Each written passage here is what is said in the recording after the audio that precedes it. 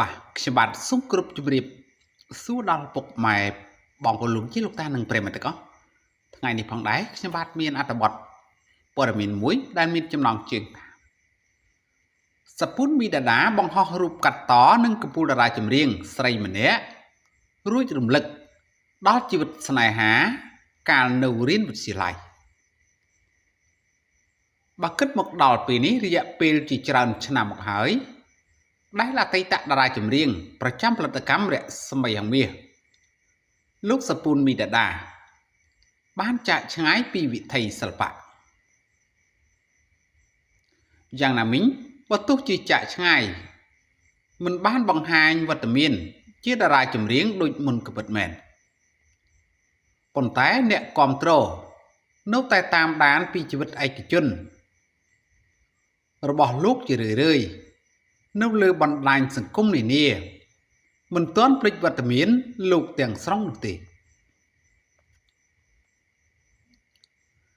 ជាក់ស្ដែងថ្មីនេះលោកសពុនមីដាដា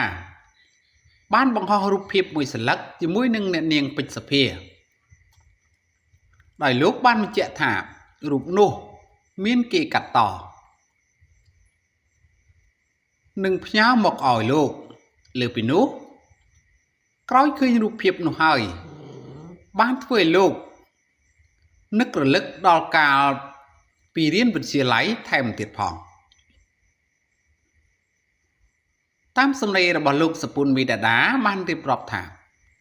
មានគេផ្ញើរូបនេះមកឲ្យរូបកាត់តឃើញហើយក៏សញ្ជឹងនឹកដល់អនុស្សាវរីយ៍កាលនៅរៀនវិទ្យាល័យខ្ញុំធ្វើជាខ្ចីសិភៅគេហើយក៏សរសេរសម្បត្តិស្នេហាដាក់ក្នុងសិភៅគេ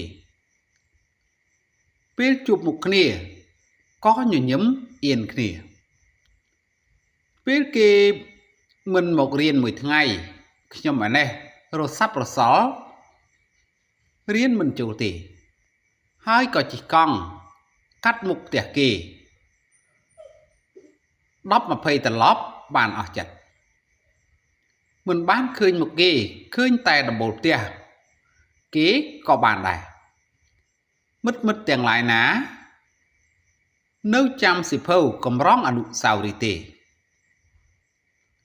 ក្នុងនោះដែរក្រោយឃើញសំណេរនឹករលឹកពីជីវិតកាលនៅរៀនវិទ្យាល័យនោះក៏មានអ្នកគាំទ្រលោកសពុនមីដាដាក៏បានជើញទៅបញ្ចេញមតិនឹកទៅដល់បទចម្រៀងរបស់លោកដែលមានការគាំទ្រខ្លាំងគឺបទចប់បាក់ឌុបចប់ស្នេហ៍ផងដែរបាទហើយអត្ថបទព័ត៌មានដែលខ្ញុំបានជម្រាបជូនខាងលើនេះក៏មានតែប៉ុណ្ណឹងសូមអរគុណសូមជម្រាបលា